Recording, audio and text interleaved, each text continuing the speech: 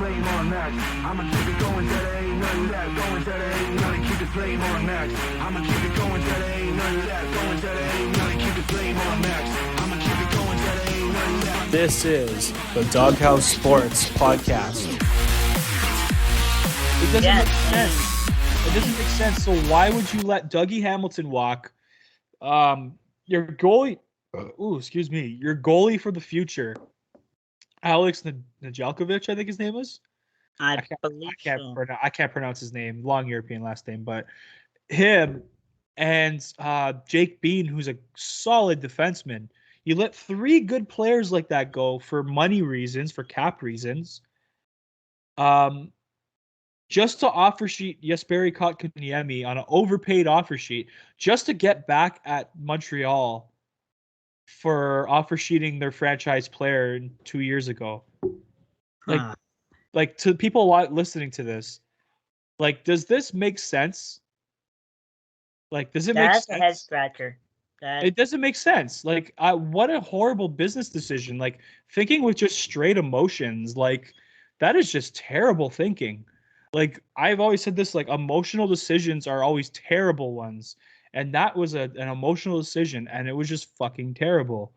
Now, going into Kotkaniemi, it's just like, it hurts to see him go.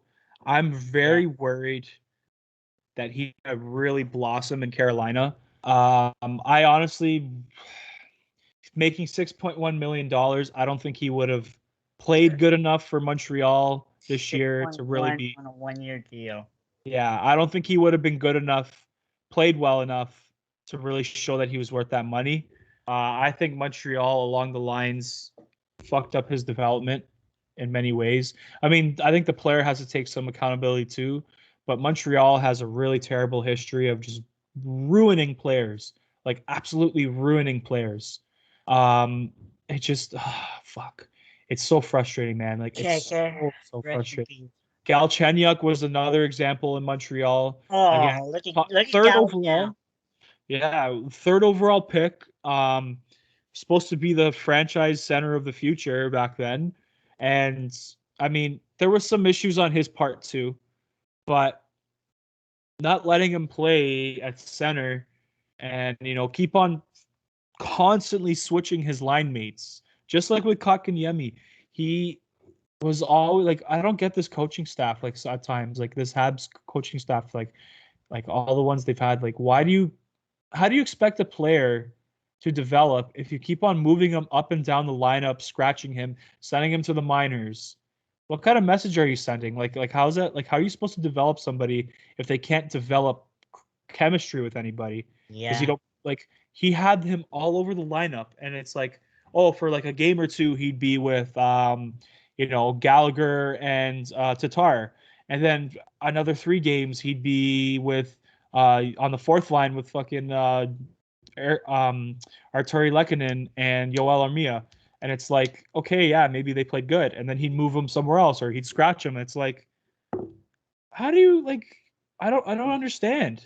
Okay, so besides Keke, do you think the coach and the GM is to blame for this, or is it just Bergevin to blame for this? Well, Bergevin is the GM, but yeah, but you know what I mean, right?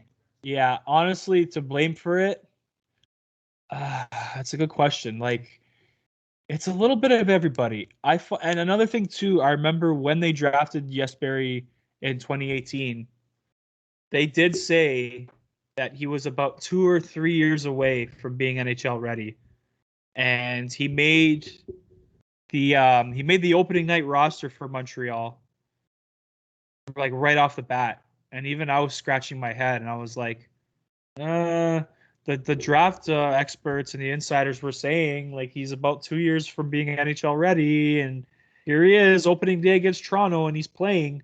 I was like, okay, I've seen this fucking thing happen before. Man, oh man, though, it's like,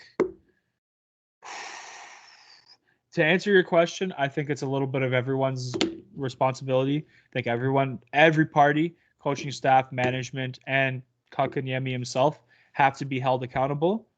Obviously he's regardless of how they developed him, he is still responsible for his own game, right? Right.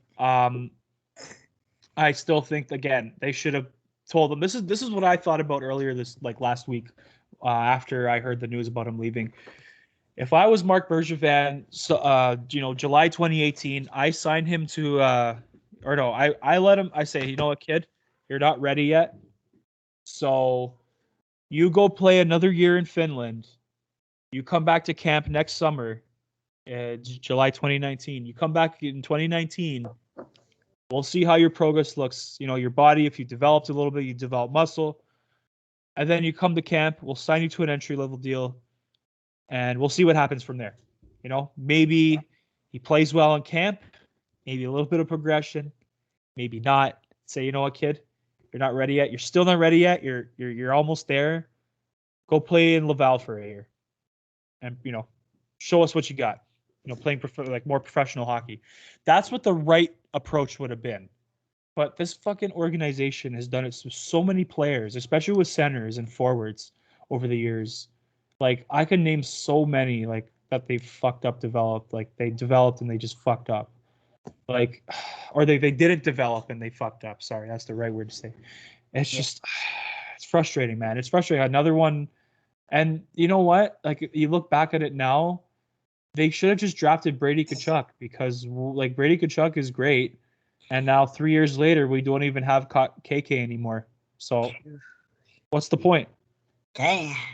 And but for all of our viewers, the money that Carolina got is like gave KK is Tom Dutton's money. This is the same Tom Dutton that used to own, or quote unquote was a partner in the AAF that got bankrupt. Yeah, and that's another thing I heard too. That fucking Sebastian Aho offer sheet might have took a chunk out of his bank account. So that's probably why he was pissed. But either way, it was just so stupid of Carolina to do that. Really, like, just so like, I heard he's gonna be playing fourth line wing. He's not even gonna be playing center. Okay, I lied. Not fourth line wing, but he'll be Take that back. Sorry, I heard. Okay, that wasn't true. That was a bad I'm gonna not take. I said the wrong thing. I just forgot. Not fourth line wing, but like he'll be playing wing and not center. And again, he's a natural center. Why are you gonna put him on the wing? It just makes no sense. He might play fourth line wing if he doesn't play well, right? But just this whole thing made absolutely zero sense. Another thing I heard too about KK. There's one more thing before we move on to the next topic, but one thing I heard about KK too was that he apparently, like, his people close to him, sources, I've heard people say, I don't know how accurate this is, but I think it might be legit, which is why all of this unfolded. But apparently he wasn't happy about being a healthy scratch in the Stanley Cup Finals. And a lot of people were saying, like, he played his last game in Montreal and he had enough and he was frustrated.